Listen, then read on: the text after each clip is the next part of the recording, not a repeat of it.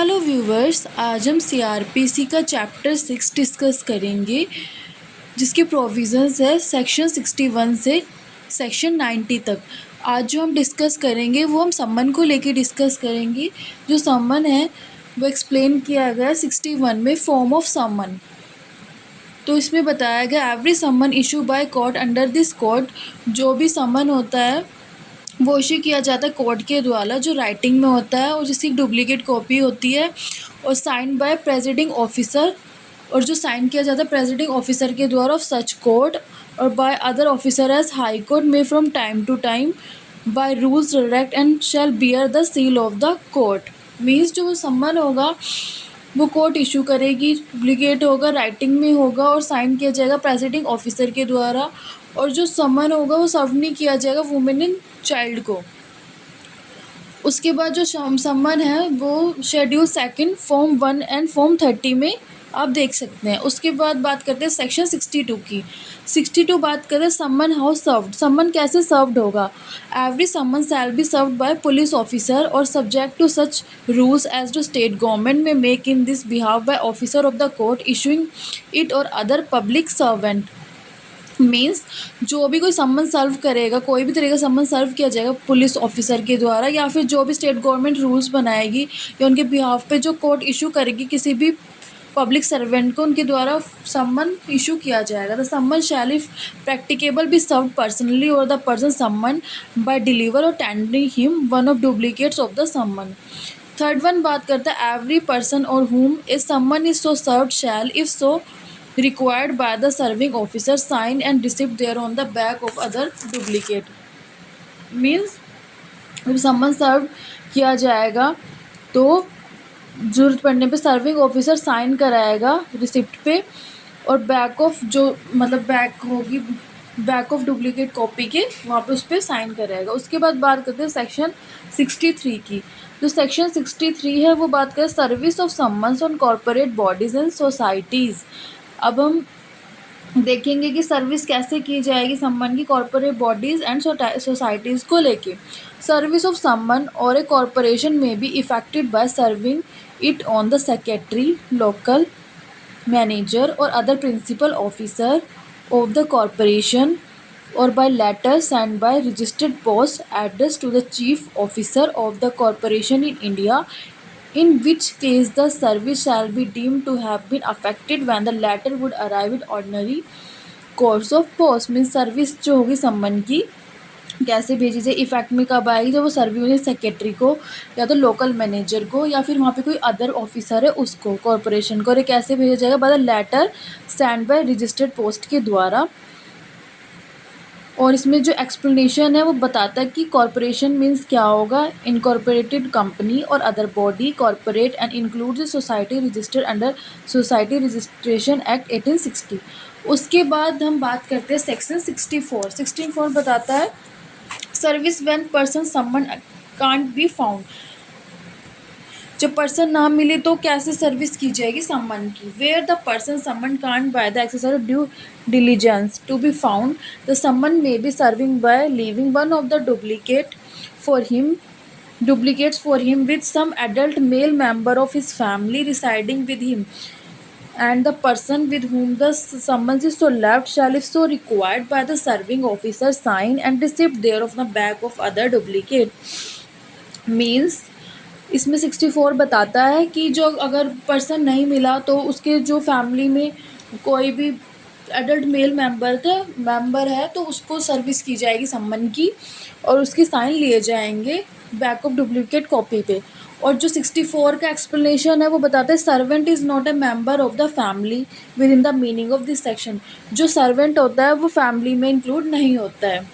उसके बाद बात करते हैं सेक्शन 65 की। Procedure when service can't be effected as before provided, if service can't by exercise of due diligence be effect as provided in section 62 and 63 or section 64, the serving officer shall affix one of the duplicates of the summon to some conspicuous part of house or homestead in which the person summoned ordinarily reside, and thereupon the court, after making such inquiries, as it thinks fit may either declare that the summons has been duly served or other fresh service in such manner it is considered proper. Means अगर service 65 बात करता है, अगर service 62, 63, 64 section के according नहीं हो पाए तो कैसे होगी? उसके बाद जो सर्विंग ऑफिसर होंगे फिक्स कर देंगे कॉपी समन की उस पार्ट उस घर पे जहाँ पे वो रहता है या फिर जहाँ पे वो रह रहा है कॉन्स्पियस पार्ट उसके घर के सामने या फिर वो जहाँ ऑर्डिनरी रहा है वहाँ पे उस समन की कॉपी को उसको पेस्ट कर देंगे और इस तरीके से माना जाएगा कि वो समन सर्व हो गया है। 65 इतनी बात करता है। उसके बाद बात करते हैं सेक्शन 66। जो हमारा सेक्शन 66 है वो बात कर सर्विस और गवर्नमेंट सर्वेंट। सर्विस किया जैसे जाएगा समन गवर्नमेंट सर्वेंट को।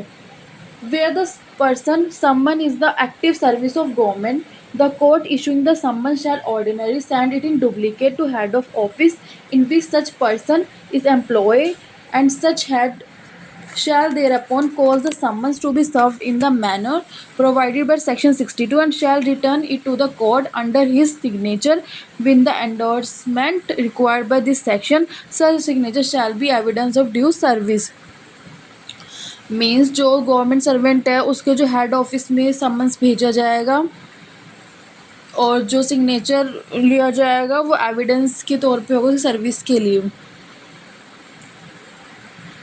और उसके बाद बात करें सेक्शन 67 की, service of summon outside local limits. मतलब कि 67 बात करता है सर्विस ऑफ समन मतलब आउटसाइड लोकल लिमिट्स के बाहर हम कैसे सर्विस करेंगे। When a court desires that a summon issue by it shall be served any place outside its local jurisdiction. अगर हम लोकल जुरिडिक्शन के बाहर कर रहे हैं सर्विस तो it shall ordinary send such summon in duplicate to magistrate within whose local jurisdiction the person summoned decide or is to be served। मतलब तो हम कैसे सर्व करेंगे कि जहाँ पे जिसके एरिया में जिस मजिस्ट्रेट के एरिया में वो पर्सन आ रहा है तो उसको हम सर्विस भेजेंगे सम्मन की, तो वो जिनके जुरिडिक्शन में वो पर्सन आ रहा है हम उस मजिस्ट्रेट को भेजेंगे तो वो मजिस्ट्रेट उसको हमारे सम्मन करेंगे। ऐसे जाके हम आउटसाइड सम्मन कर सकते हैं। उसके बाद बात करते हैं 60 proof of serving in such cases and where serving officer not present. मतलब proof of service in which cases जब सर्विंग ऑफिसर ही प्रेजेंट नहीं है तब। When a summon issue by a court is served outside its local jurisdiction.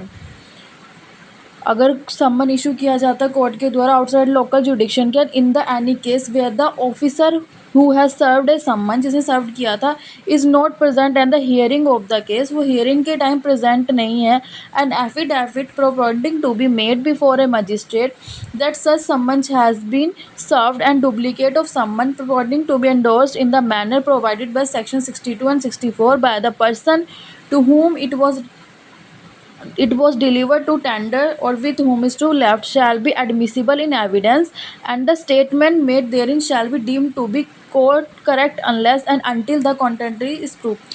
The affidavit mentioned in this section may be attached to the duplicate of summons and returned to the court। मतलब उस time present नहीं है तो वो affidavit के through भी बता सकता है, उसको प्रेजेंट से एक तरह से मानी जाएगी। 68 सिर्फ इतनी बात करता है कि अगर कोई जो ऑफिसर था सम्मन जिसने किया था हियरिंग के टाइम नहीं है तो एफिडेविट के थ्रू वो कर सकता है। उसके बाद बात करें सेक्शन 69 की, सर्विस ऑफ सम्मन on witness by post. Service of सम्मन ऑन विटनेस बाय पोस्ट, साक्षी पर डाक द्वारा सम्मन की तामील। Not way standing anything contain in the preceding section of this chapter, a court issuing a summon to a witness may in addition and especially with the issue of such summon direct a copy of summon to be served by registered post addressed to the witness at the place where he ordinarily reside or carry or business or personally work for gain। Means इस chapter में जो भी हमारे sections दिए गए हैं किसी बात के होते हुए भी कोई भी विटनेस के लिए सम्मन जब मतलब बना करता है कोर्ट तो ऐसा सम्मन जारी करने के अतिरिक्त और उसके साथ साथ निर्देश भी देता है कि उस सम्मन की कॉपी है वो उस विटनेस के स्थान के पते पर जहाँ मामूली तौर पर रहता है या कारोबार करता है मतलब बिजनेस करता है तो उसको विटनेस को भी वो कॉपी पहुँचाई जाए। और उसके बाद when an acknowledgement purporting to be sign by witness or an endorsement purporting to be made by postal employee that the witness refuse to take delivery of summon has be receive the court issue the summon may declare summon has been duly served. Means जब उसको हम डाक के द्वारा मतलब कि post के द्वारा, पोस्ट एम्प्लॉय के द्वारा हमने भिजवा दिया विटनेस के पास, बट विटनेस मना कर देता तो लेकिन तो हम ये मानेंगे 69 के अकॉर्डिंग कि विटनेस को भी समन सर्व्ड हो चुका है। आई होप आपको सेक्शन 61 से लेके 69 तक अच्छे से क्लियर हुआ होगा। आगे के लेक्चर के लिए बने रहिए। Thank you.